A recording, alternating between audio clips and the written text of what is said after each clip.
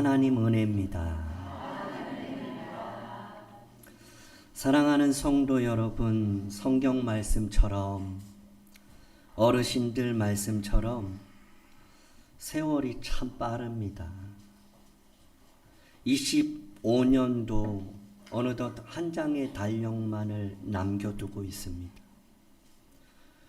남은 시간은 에스겔서를 4편의 시리즈로 살펴보려고 합니다. 인생을 살다 보면 감당할 수 없는 절망이 찾아올 때가 있습니다. 지금 그 절망 가운데 계신 분도 있을 것입니다.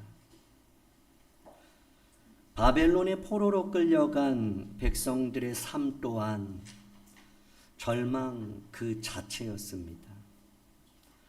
나라가 무너지고 성전은 불타고 백성들은 사슬에 묶여 끌려가면서 그들은 이렇게 울부짖었습니다.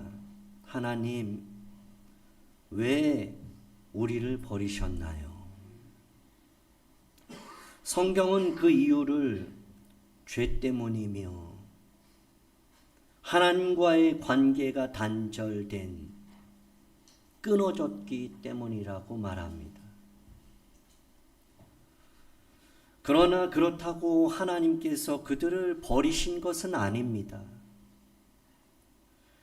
어둠이 깊을수록 하나님은 언제나 큰 빛을 준비하십니다. 그 빛은 언제나 사람을 통해 시작됩니다. 성경의 역사를 보면 하나님은 시대마다 사람을 세우셔서 일하십니다. 애굽에서 노예 생활할 때 하나님 모세를 세우셨고, 미디안 압제 속에서는 사사 기드온을 세웠으며, 민족 말살 위기 속에서는 왕비 에스더를 세웠고, 무너진 성벽과 공동체 회복을 위해서는 느헤미야라는 사람을 세웠습니다. 그리고 400년 영적 암흑기에는 예수 그리스도를 이 땅에 보내주셨고, 예수님 또한 12 제자들 사람을 세우셨습니다.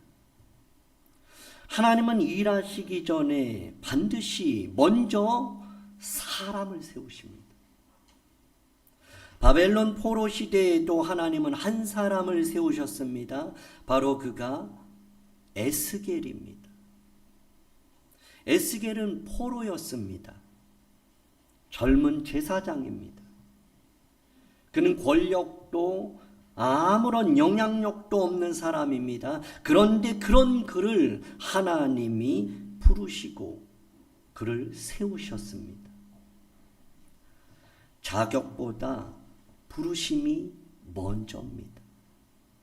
옆에 있는 분에게 자격보다 부르심이 먼저입니다. 한 번 더, 자격이 중요한 게 아니라 부르심이 더 중요해요. 자격은 조건이 아니라 부르심의 결과입니다. 사명이 결국 자격을 만들어가는 거죠. 본문 3장 17절을 보면 인자야 에스겔아 하나님 부르십니다. 그리고 이렇게 말씀하시죠. 내가 너를 파수꾼으로 세웠다. 하나님은 에스겔을 파수꾼으로 세우셨습니다.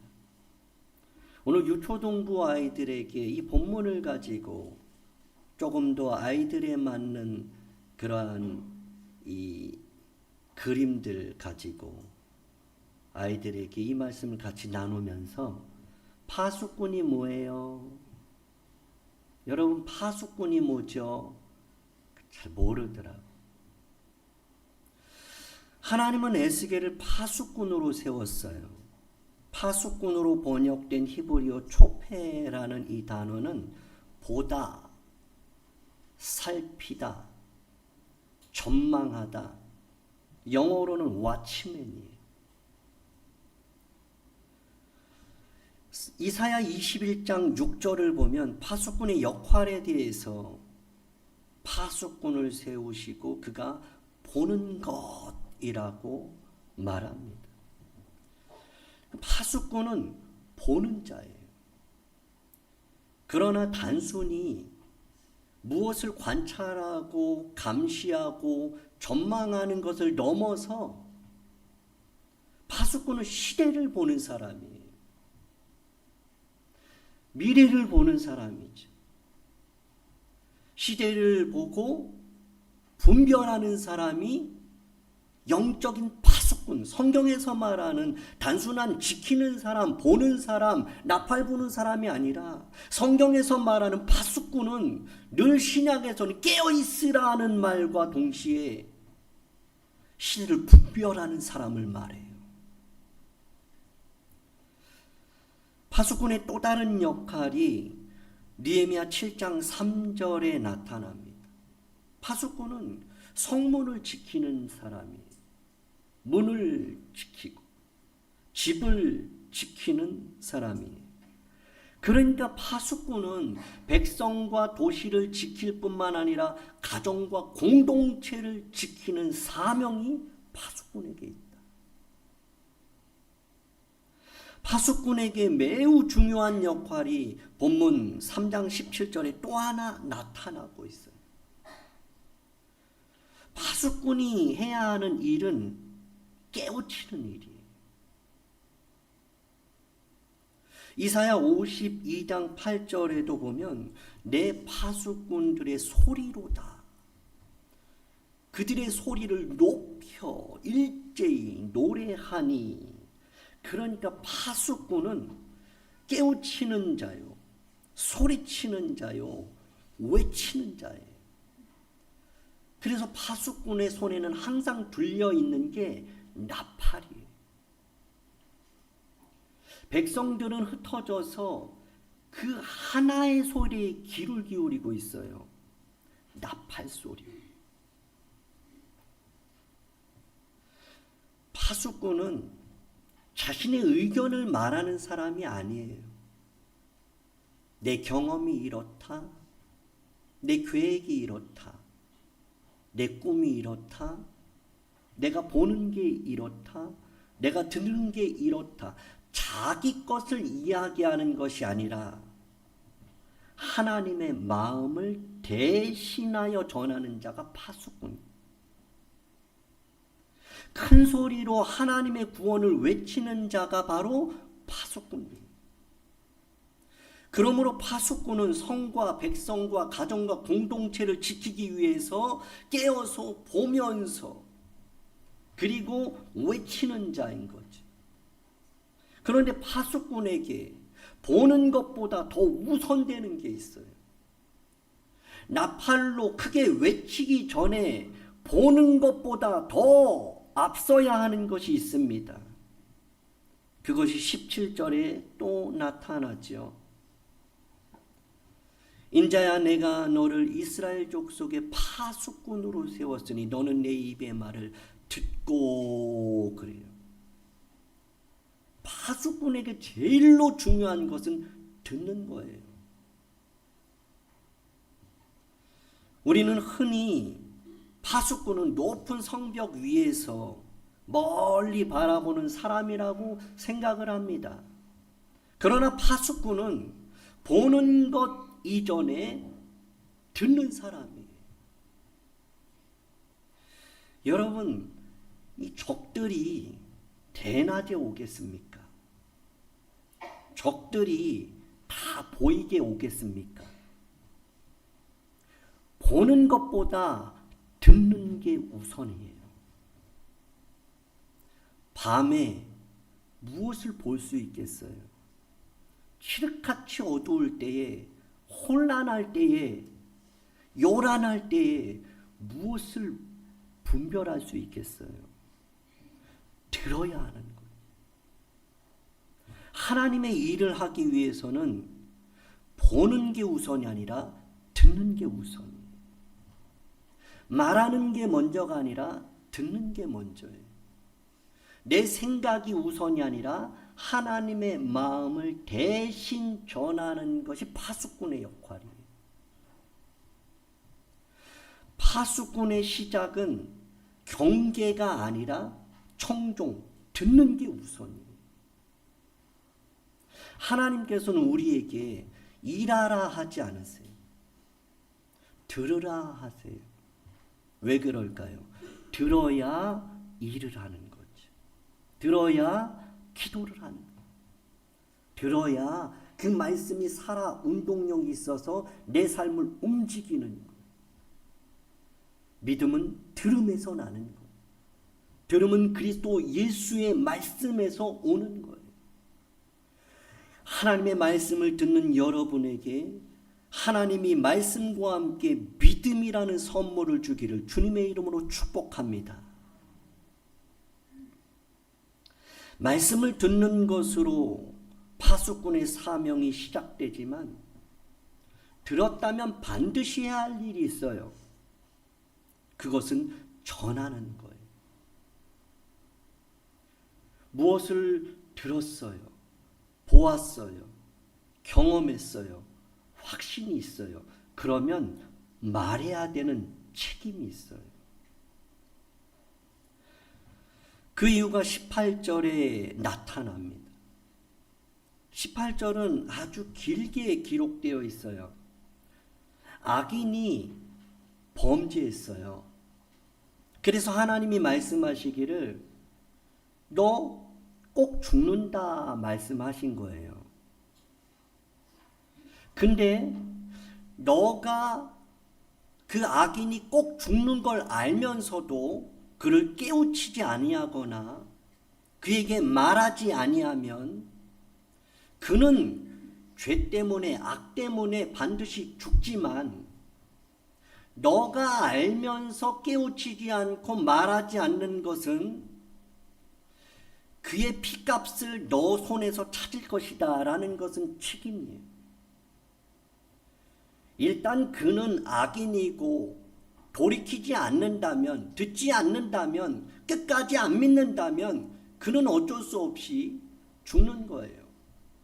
그런데 그가 죽는 것과 상관없이 그걸 알면서도 깨우치지 않고 말하지 않은 너에게도 책임이 있다. 내가 그 피를 너의 손에서 찾겠다. 물은다는 거예요. 20절에도 동일한 말씀이에요. 이번엔 의인이에요. 의인이 악을 행할 때 그에게 말을 하지 않으면 그가 이전에 이미 행한 공의는 기억할 바가 아니라 말하고 있어요.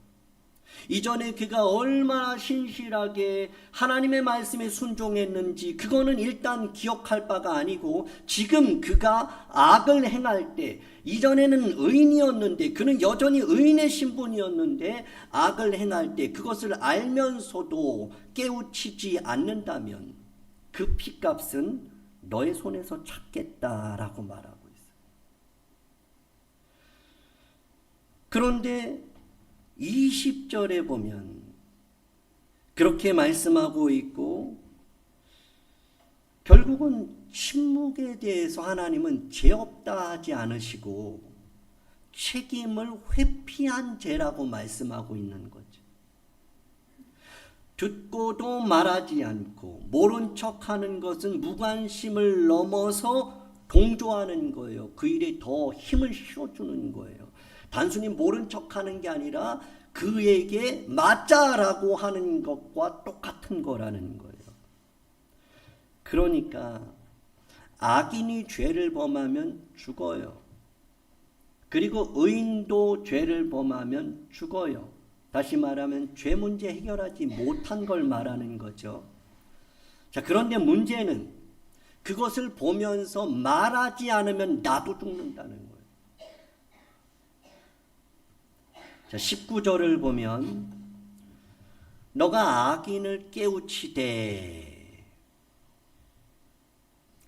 그의 악한 마음과 악한 행위에서 돌이키지 아니하면 그는 그의 죄악 중에서 죽으려니와 너는 내 생명을 보존하리라. 그러니까 너는 전하는 것으로라도 너는 생명을 내가 보존하겠다. 근데 너가 전하지 않으면 그와 함께 죽는 거다.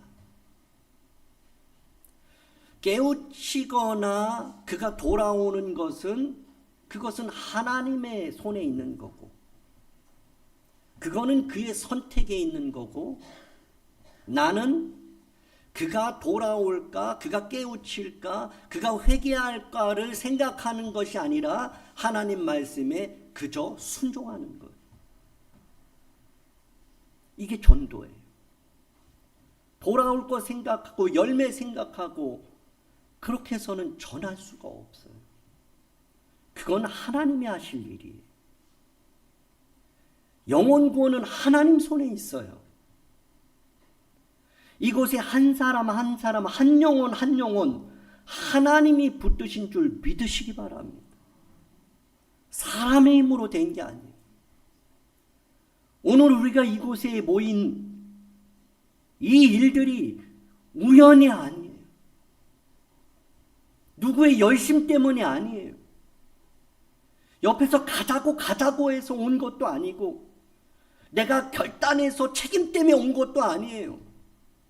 그보다 하나님의 열심, 하나님의 사랑, 하나님의 은혜와 긍휼이 오늘 우리를 이 자리에 오게 하신 줄 믿으시기 바랍니다. 그러나 우리는 가자고 해야 된다는 거예요. 교회 가자고 말해야 된다는 겁니다.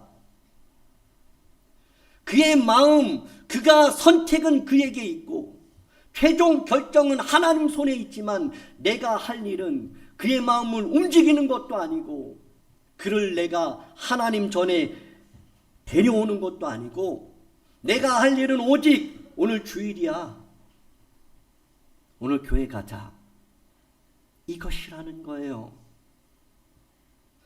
그 결과까지 생각하면 말을 못해요. 지금의 상황을 보면은 아무 말도 못합니다. 하나님의 말씀을 붙잡을 때 우린 말할 수 있는 거예요. 그게 파수꾼의 역할이에요.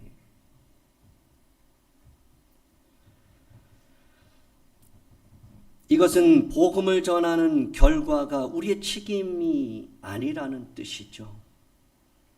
우리는 설득자가 아니에요. 전달자입니다. 옆에 있는 분에게 우리는 설득자가 아니고 전달자입니다. 여러분, 설득하려고 하지 마세요. 전달하시기 바랍니다. 설득은 하나님이 하십니다. 성령께서 하십니다. 설득은 내가 하는 게 아니에요. 자녀들 무슨 방법으로 설득시키겠어요? 전달할 뿐이에요. 전달하는 자에게 하나님 함께 하시고 전달하는 자에게 성령이 함께 하셔서 그의 마음을 움직이는 역사가 일어날 줄 믿으시기 바랍니다. 그래서 우리는 파수꾼의 사명을 회복해야 하는 거죠. 전달하면 돼요. 그리고 하나님 손에 맡기는 거예요. 나팔을 부는 거예요. 그리고 그 다음은 나팔 소리를 들은 사람들이 알아서 하는 거죠. 우리는 구원자가 아니에요. 전도자입니다.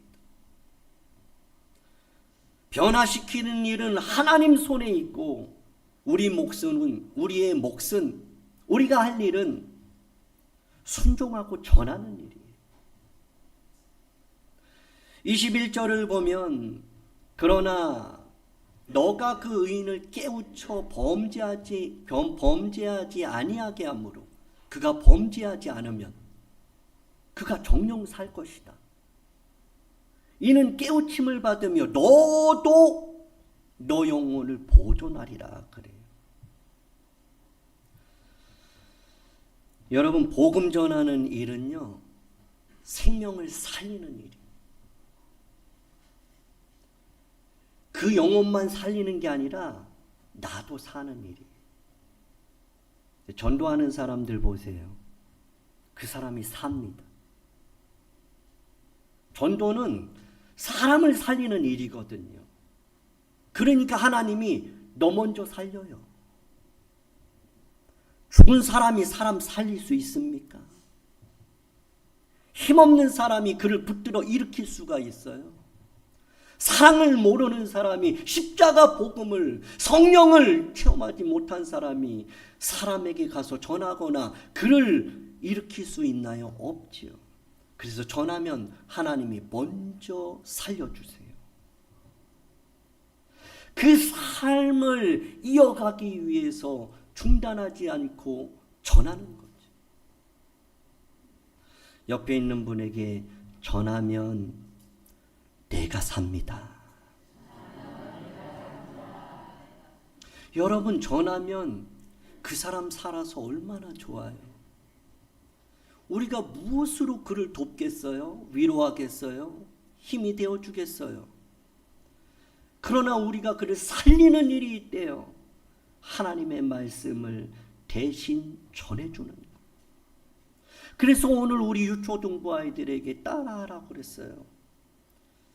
하나님은 사랑이셔. 친구야. 하나님 너를 사랑해. 친구야. 하나님은 너를 향한 놀라운 계획을 갖고 계셔. 친구야. 나랑 같이 예수님 믿고 천국 가자. 근데 일주일이 지나도 안 오면 그 다음 주에 쫓아가서 친구야. 하나님은 너를 사랑하셔. 친구야. 하나님은 너를 향한 놀라운 계획을 갖고 계셔. 친구야. 나와 함께 예수님 믿고 천국 가자. 이거 난리라 그랬어요. 그리고 와서 뭐 해야 돼요? 기도해야죠. 하나님 나 전했어요. 하나님 마음 열어주세요. 그리고 또 가. 그리고 또 가서 친구야. 하나님은 사랑이셔. 하나님이 널 사랑하셔. 하나님 너를 향한 놀라운 계획을 갖고 계셔. 예수님 믿고 천국 가자. 계속 전하는 거예요. 오늘 여러분 집에 가서 사랑하는 자녀들에게 꼭 이야기 전해주세요. 설득하지 마세요. 그들이 변화되게 노력하지 마세요. 그냥 가서 얘야, 사랑하는 딸아, 하나님 널 사랑하신다. 하나님은 너를 향한 놀라운 계획을 갖고 계셔. 엄마랑 아빠랑 예수님 믿고 천국 가자. 이거 대신 한번 꽉 껴안고 말이 필요 없어요. 옆에 있는 분에게 한번 해봅시다.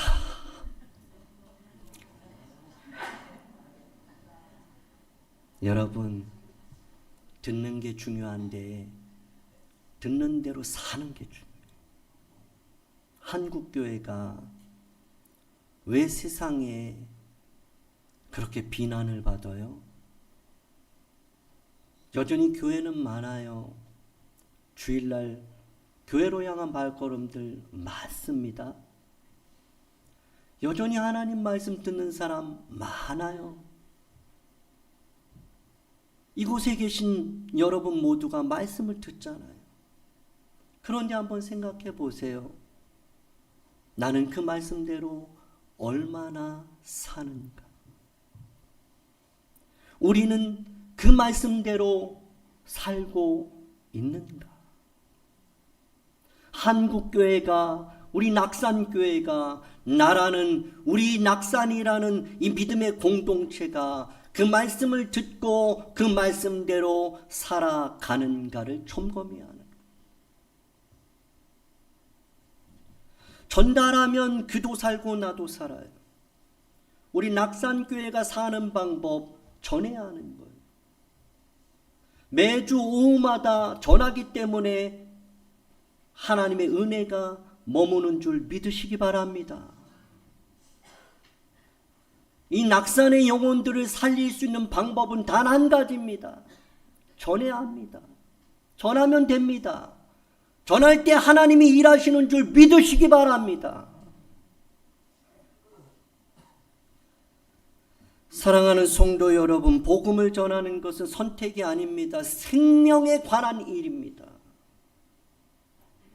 파수꾼의 침묵은 생명을 잃게 하지만 파수꾼의 선포는 사람을 살리는 거죠. 말 한마디가 사람을 살립니다. 사도 바울은 로마서 10장 14절에 이렇게 선언합니다. 그런즉 그들이 믿지 아니하는 이를 어찌 부르리요? 듣지도 못한 이를 어찌 믿으리요? 전파하는 자가 없이 어찌 들으리요? 전해야 한다는 거예요. 전해야 듣지요. 들어야 믿지요. 믿어야 하나님을 찬양할 것 아니에요. 그래서 전해야 한다는 거예요.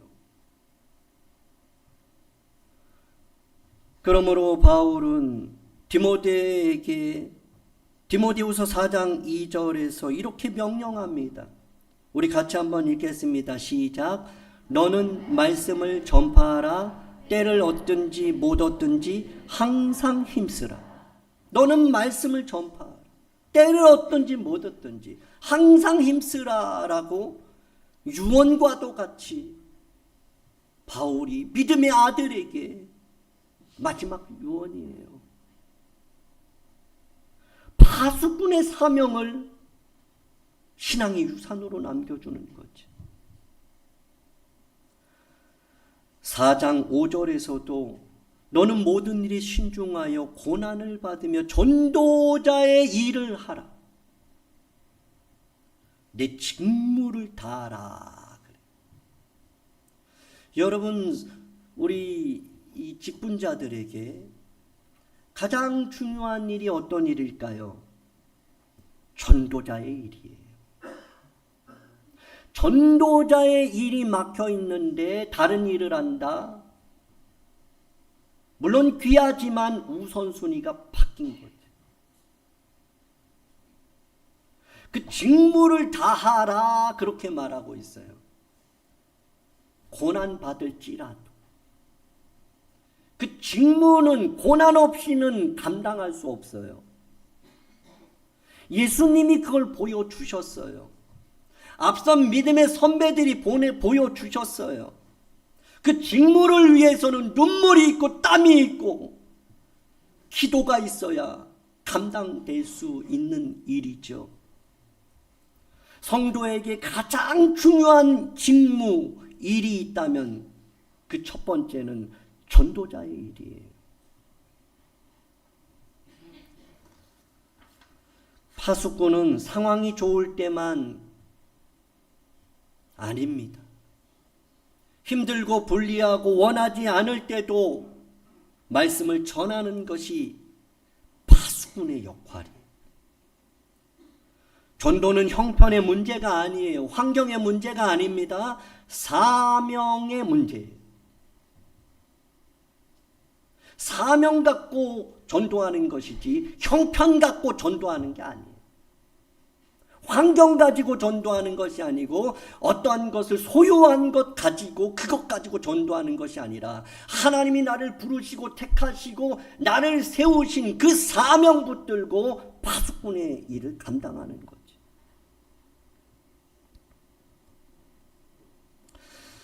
예수님 또한 일을 위해서 오셨다고 말씀하시죠.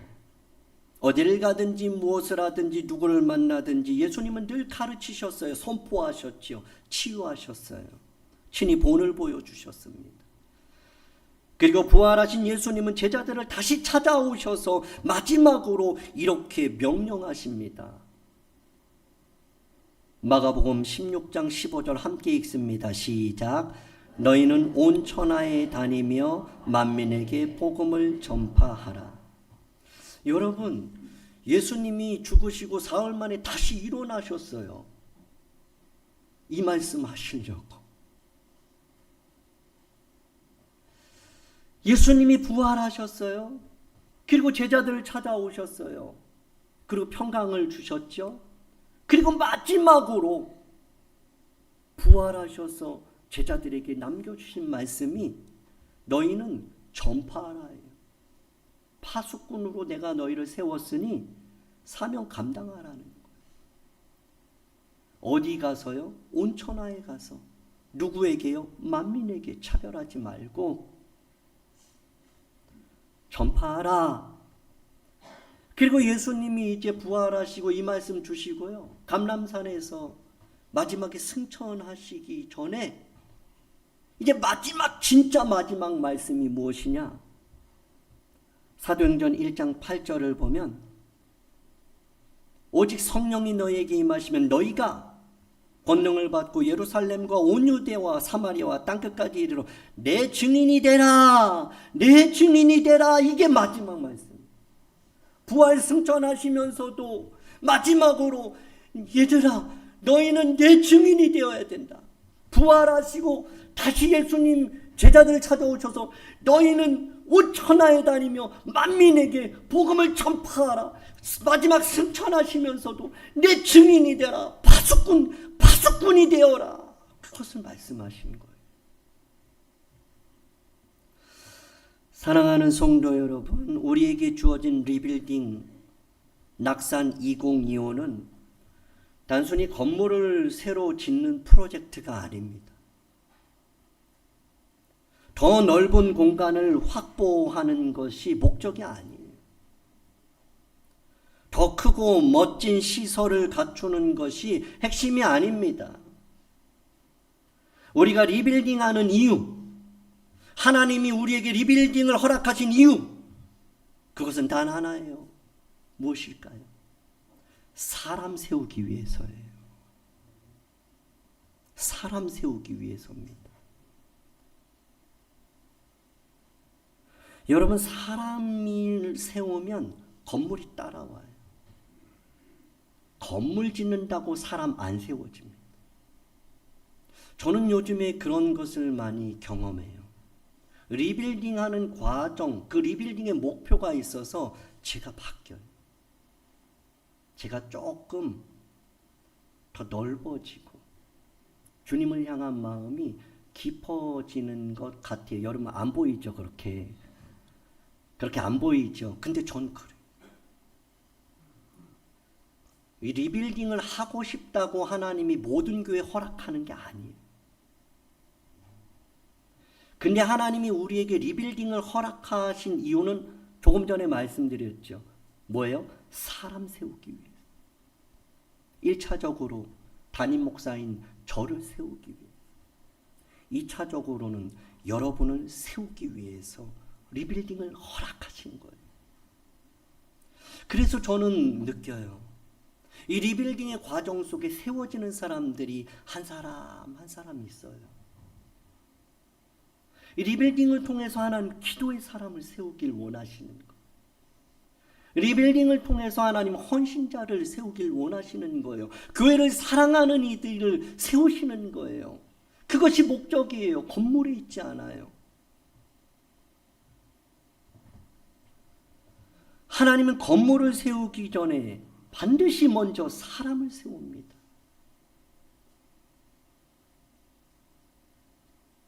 리빌딩은 복음을 전하고 사람을 세워서 지역을 살리기 위한 우리에게 주신 은혜요, 기회요, 하나님의 도구예요.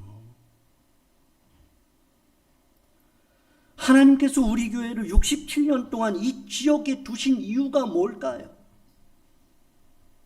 단순히 예배드리는 건물을 마련하는 것이 아니죠. 낙산과 창신동 주변 대학가와 동대문 종로의 영혼을 살리기 위해서 이 낙산 꼭대기에 67년 전에 이곳에 터를 마련하고 세우신 줄 믿으시기 바랍니다. 리빌딩은 벽돌의 문제가 아니에요. 부르심의 문제예요. 건물이 아니라 사명이 중요하다는 거예요. 그러므로 이제 우리는 하나님이 세우신 파수꾼임을 우리가 기억하면서 세 가지를 결단해야 합니다. 그 첫 번째는 먼저 듣는 자가 되어야 합니다. 옆에 있는 분에게 듣는 자가 됩시다. 둘째는 전하는 자가 돼야 돼요. 옆에 있는 분에게 전하는 자가 됩시다.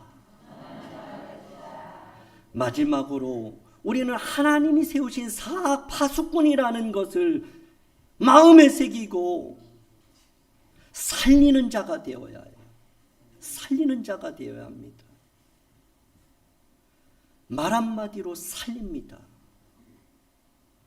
옆에 있는 분에게 살리는 자가 됩시다. 살리는 자가 되셔야 합니다.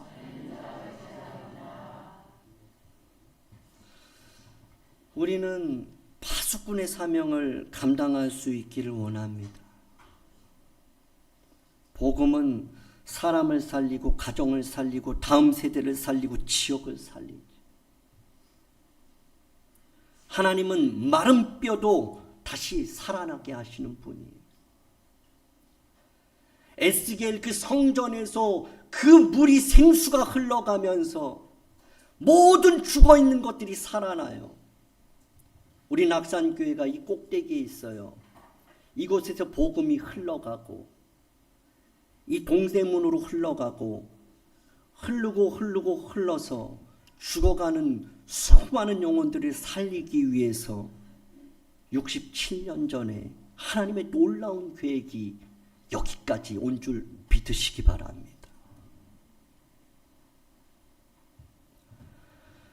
그렇게 귀하고 놀라운 생명 사역을 우리에게, 우리 교회에게 맡기셨어요. 우리 한번 같이 읽어보면 좋겠어요. 시작. 우리는 이 지역의 에스겔입니다. 이 시대의 파수꾼입니다. 하나님이 세우신 사람입니다. 말씀 정리합니다. 하나님은 일하시기 전에 반드시 먼저 사람 세우십니다. 사람에게 말씀을 주시고 들은 자로 하여금 전하게 하십니다. 그 말씀을 통해서 죽은 영혼과 죽을 영혼이 살아나는 것이죠. 오늘 말씀을 통해 우리에게 맡기신 사명은 단 하나예요. 듣고 전하여 영혼을 살리는 파수꾼이 되라. 우리 교회가, 우리 가정이, 우리의 인생이 이 지역을 살리는 파수꾼의 사명을 감당할 수 있기를 주님의 이름으로 축복합니다. 기도하겠습니다. 하나님 아버지, 에스겔을 세우신 것처럼 우리를 이 지역의 파수꾼으로 세워주신 은혜 감사합니다. 주의 음성, 주의 말씀을 먼저 듣게 하시고 사람들을 깨우쳐 살리는 교회가 되게 하옵소서. 리빌딩 과정을 통해 건물이 아니라 사람이 먼저 세워지게 하시고 사람을 넘어서 지역을 살리는 교회가 되게 하옵소서. 우리를 부르시고 세우신 그 뜻을 따라 온 천하에 다니며 만민에게 말씀을 전하는 증인으로 살게 하옵소서. 예수님 이름으로 기도하옵나이다. 아멘.